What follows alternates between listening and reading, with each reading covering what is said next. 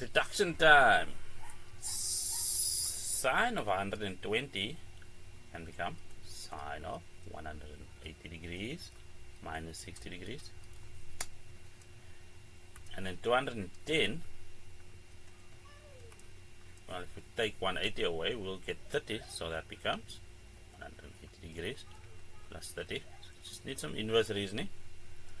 350, that becomes 360 degrees minus 45 degrees. And then this is odd, so let's just leave that alone. Cosine of 27 degrees. I have no idea what to do with that just yet. That's good. And over here we have sine of 63 degrees. Well, now we can start examining this. Over there we'll just take 180 away, so that'll be, or 360 away, my bad. So that will become cosine of 180 degrees. So, one by one from left to right. This is the second quadrant. Sine is positive over here. So we'll have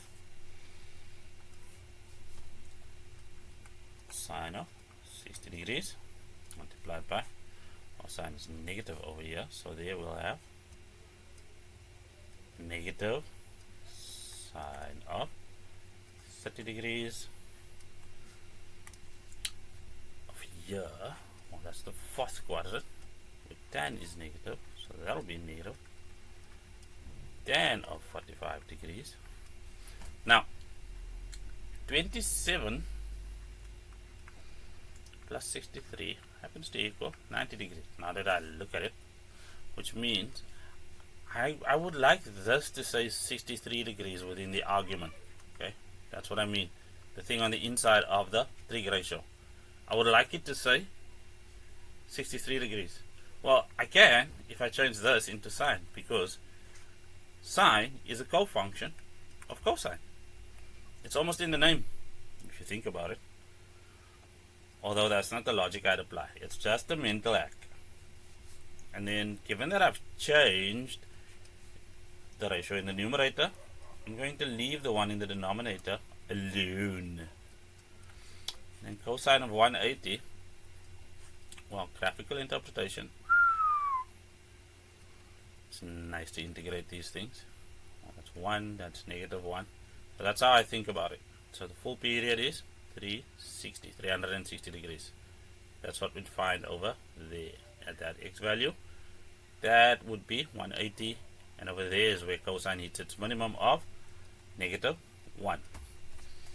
There are various other ways to think about it, but that's my preferred method. It helps us integrate everything. So, well, back to our fraction over here. That ends up being true.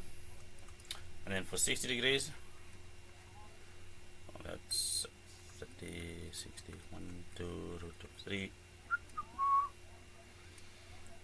So 60, that's going to be square root 3 over 2. And then of course negative sine of 30, 1 over 2, and then of course negative, or tan of 45, which is going to be, well,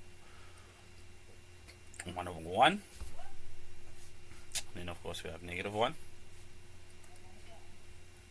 Well, those two become positive.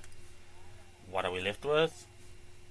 Well, if we multiply right through over here, square root 3 times 1 times 1 gives us just the square root of 3. Of course we have a negative sign to deal with, and then 2 times 2, that's just 4. And that's just all. Ladies and gentlemen,